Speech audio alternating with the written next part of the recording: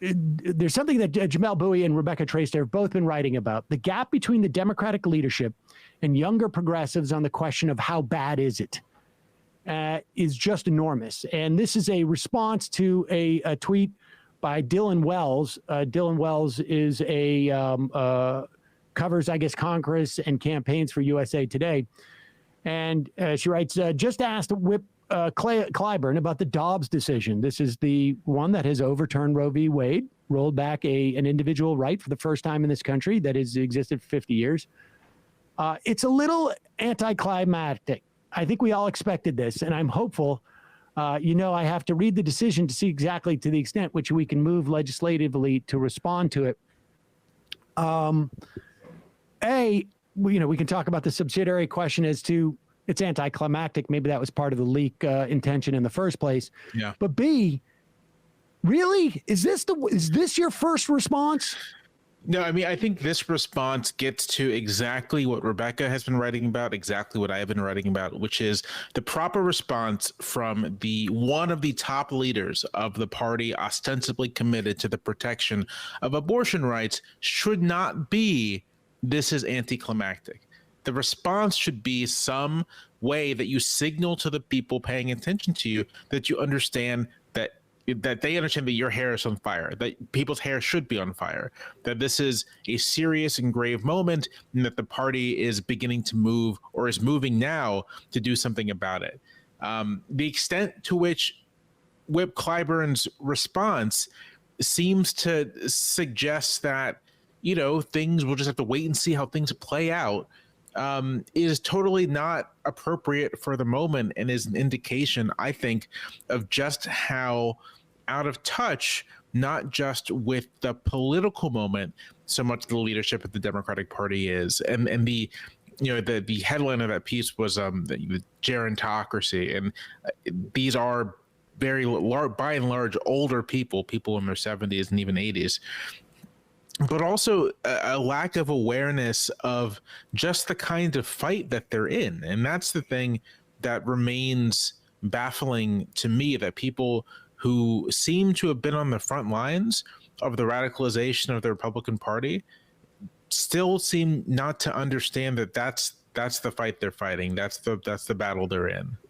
And before I get more emails about my ageism, the gerontocracy is not just simply a number in terms of how old they are. It is that their political thinking is ossified.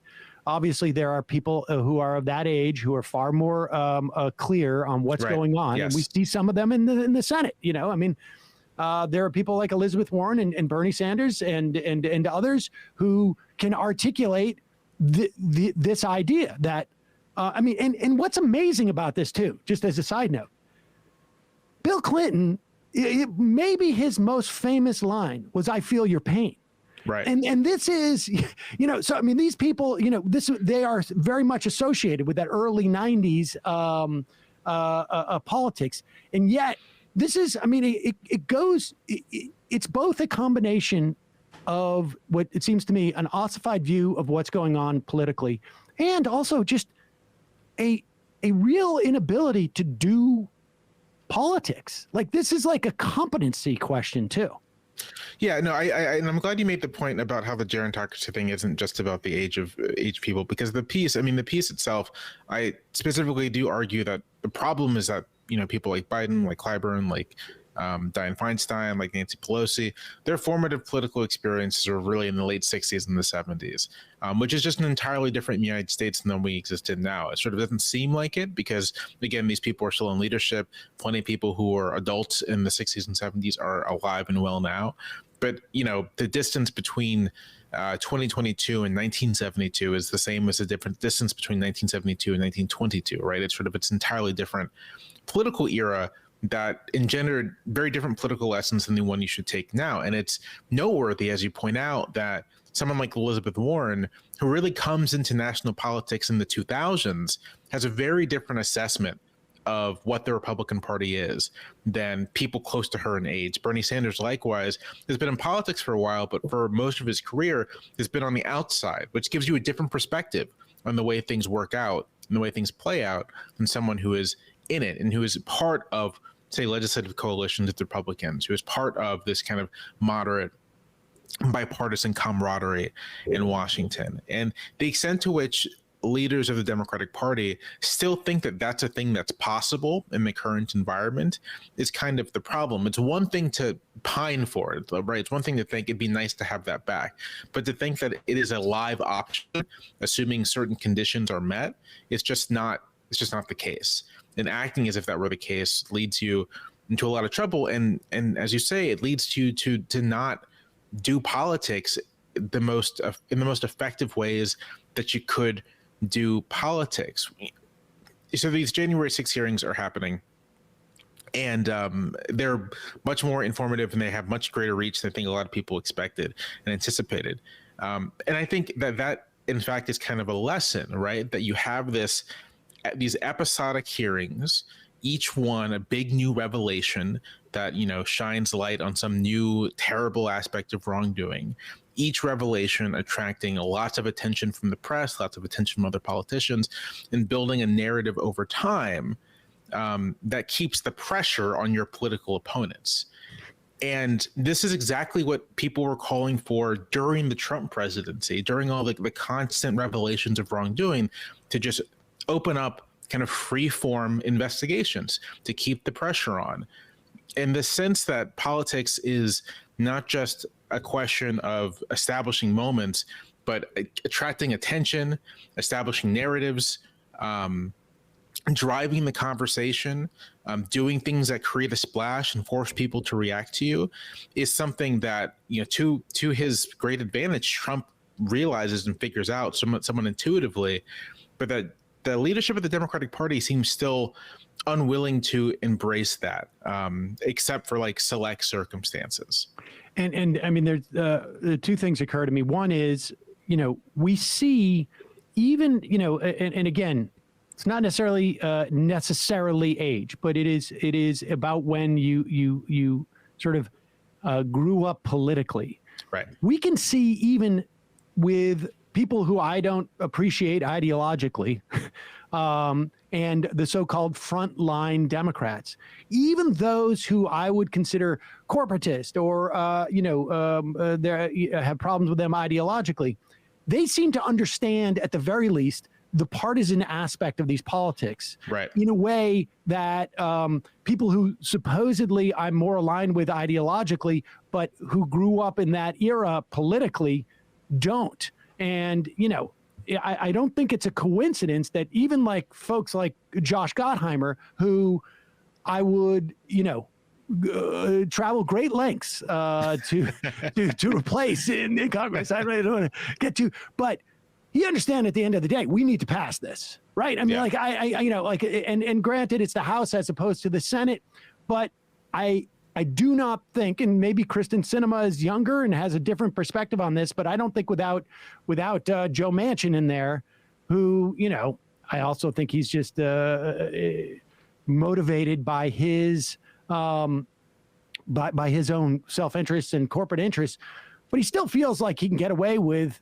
pretending it's about bipartisanship on some level, and politically it's been advantageous to him. But we can see this is a generational divide. And you made the point, and I just want to say here, I did not plagiarize from you, but you make the point, you outline it in that piece.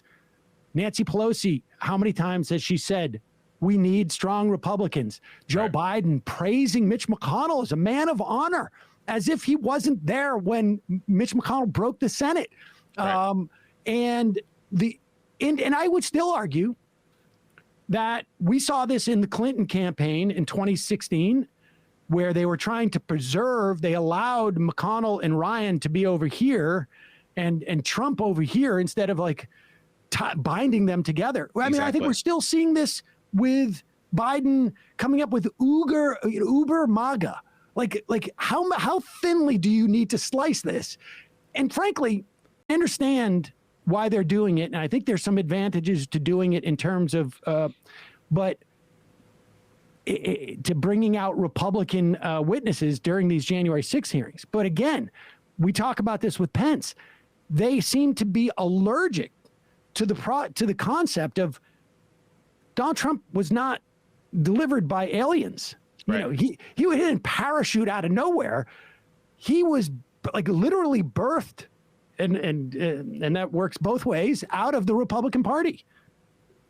No, I think that's exactly right. I mean, there seems to be this idea that you can. I'll be right.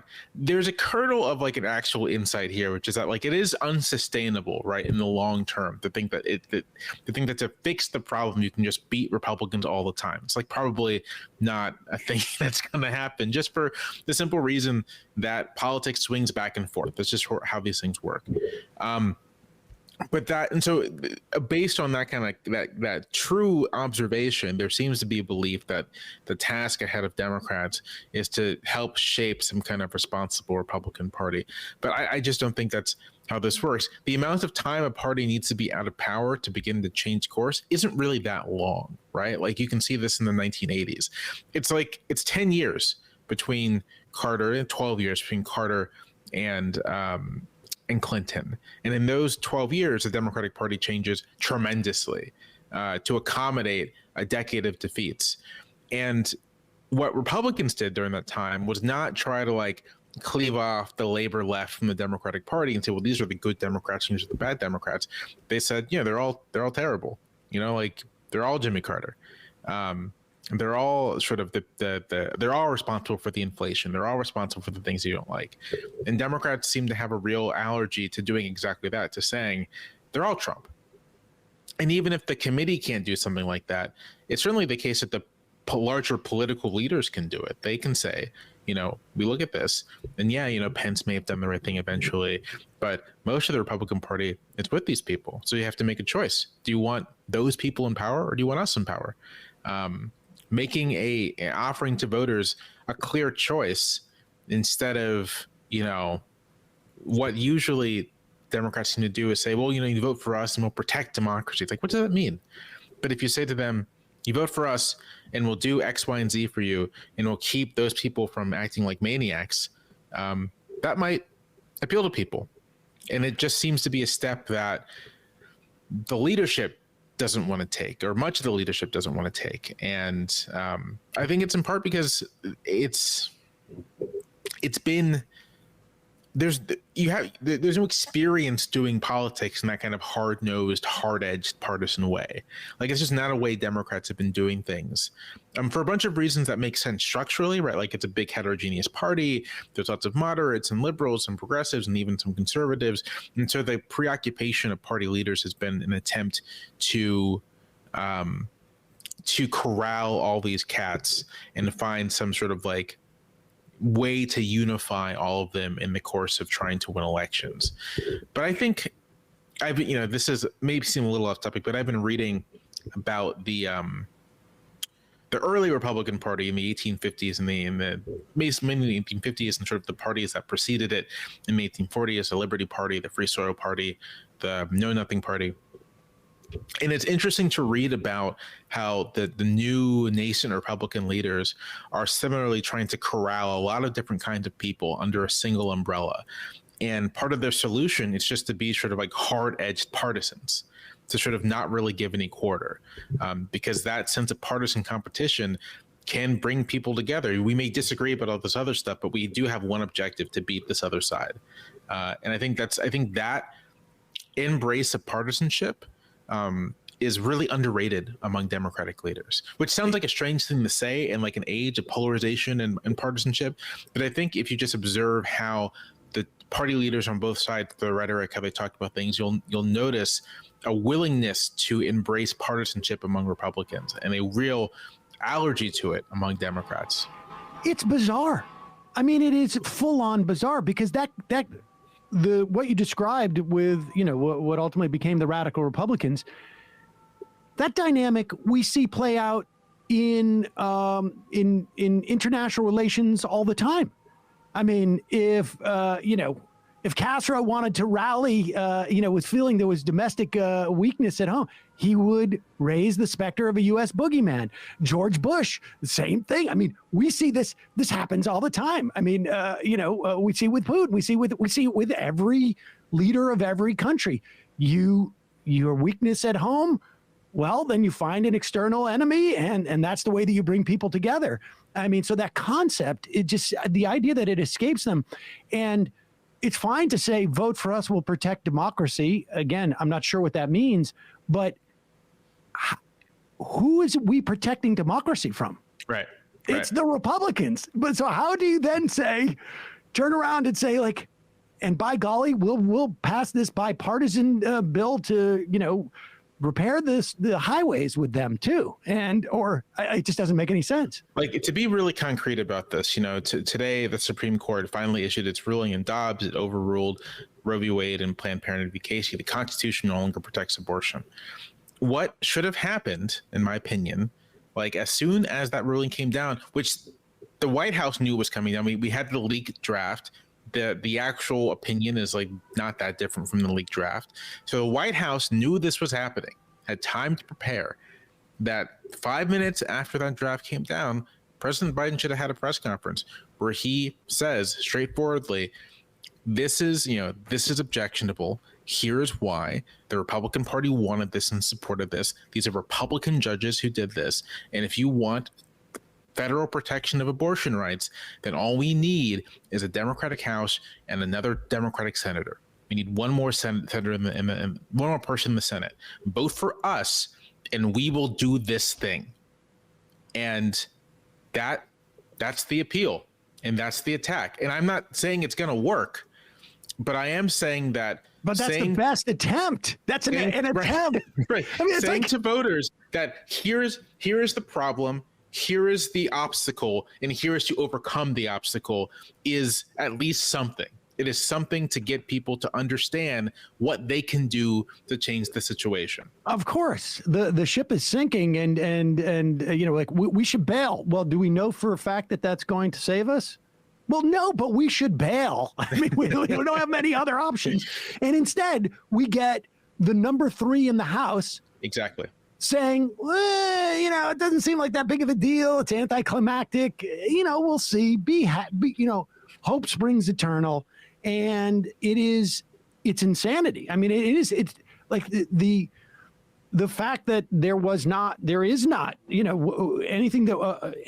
to like what you're talking about is, I mean, it really is just, I just don't understand it.